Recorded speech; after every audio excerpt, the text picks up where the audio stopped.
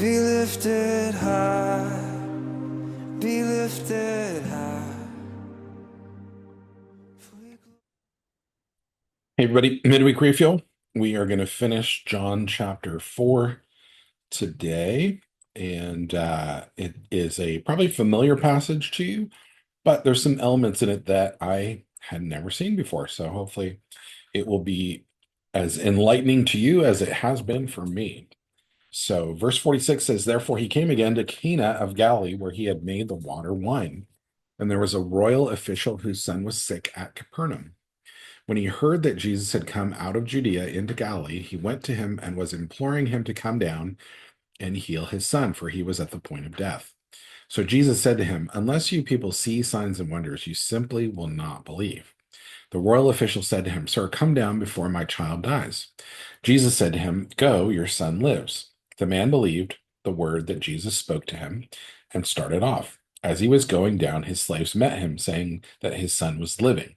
So he inquired of them the hour when he began to get better.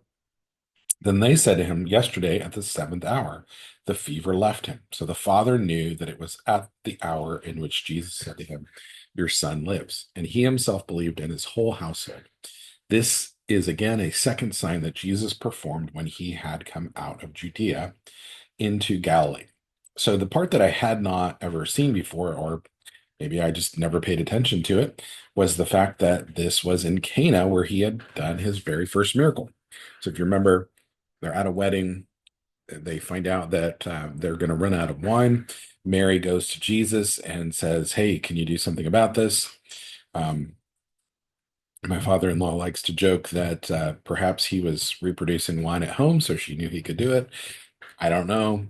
They apparently knew that Jesus could do impossible things, apparently. So, um, and we all know the story. Mary's faith actually caused the hand of God to move, and Jesus reproduced the wine. So let's look at it from the vantage point of this story because there's some similarities. So the first point I have here is that there is power in testimony. So, John makes the point that this is, where he had reproduced wine, where he'd done his first miracle. And so this royal official perhaps knew about that. I would imagine he would have known about that. Um, and so testimony caused him to believe that if Jesus could do that, he could heal his son. And so he takes the time and the effort to go to Jesus and ask him to follow him to his house so that he can heal his son. And there's something powerful about us recognizing what God does in other people and being able to reproduce that by believing that what he did for others, he can also do for us. And that's really why testimony is so valuable. When we hear testimonies, sometimes it's easy to just sort of gloss over it and not pay much attention. But if we'll value the testimony, we'll be able to see those things grow in our lives, and we will see more testimonies because we're valuing it. The second thing is that Jesus challenges him, like much like what happened with Mary when Mary came to him and said, "Hey, they're out of wine," and he said something along the lines of, "Woman, what does that have to do with me?" Um, sounds kind of unusual for a son to say to his mother, but um, whatever. Jesus challenges her faith in that moment through the potential of her getting offended, but her response was to tell the servants, just do whatever he says to do, and everything will work out. And in this situation, Jesus challenges this royal official by saying, "You guys, you people, all you want is signs and wonders. All you want to see is me do the party tricks." Um, and he says um, to Jesus, "Listen, I just want you to come to my house and pray for my son so that he'll get well." And Jesus's response to that expression of faith was, "Your son's healed. You can go." And so the father at that moment could have said, "No, no, no, no, like you need to come with me." But he believed in the word of Jesus. He believed, perhaps he had associated it with what happened with Mary. I don't know. But we can certainly, from our vantage point, connect those dots.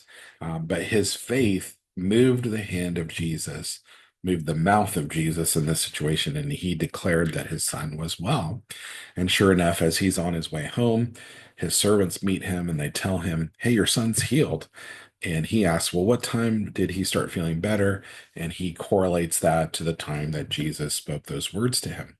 And so you just see a lot of faith in this situation, um, that I'm sure comes from them hearing all the things that Jesus was doing, that they were astounded by the things that he could do, and it actually produced faith in them.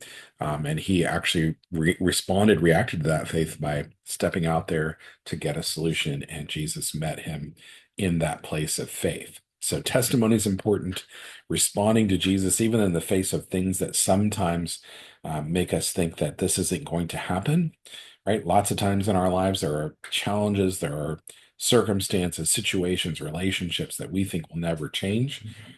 And, when the Lord gives us a word, just like this royal official, we have to stand on that word and believe him and see the outcome of that belief.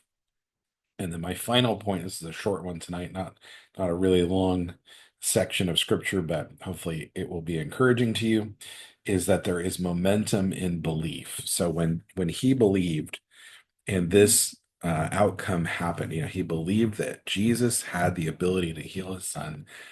He believes Jesus even in the face of being insulted, and the outcome is that his son gets well. But then there's continual momentum where now this royal official says, "I believe in Jesus," and his whole household follows in believing in Jesus. So there is this momentum that happens because he chooses to believe, and it impacts not only his son and seeing his son get healed, but his whole household comes to Jesus, and who knows who else he impacted.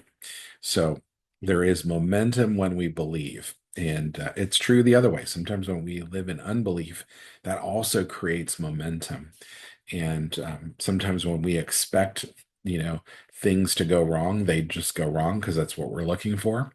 And, in the kingdom sense, when we believe exponentially, it creates momentum in our lives for more and more opportunities to believe him and see breakthrough. So there you have it. That is the rest of John chapter 4. Believe Jesus, and let's see what happens, and let's share testimonies with one another so that we can encourage each other um, into momentum. So have a great rest of your week. Have a great holiday. I imagine that I will not be on next week because Wednesday is Christmas, and probably the same for the next week after that too, because that's New Year's. So we'll be back in 2 weeks with John chapter 5. Be lifted high, be lifted high.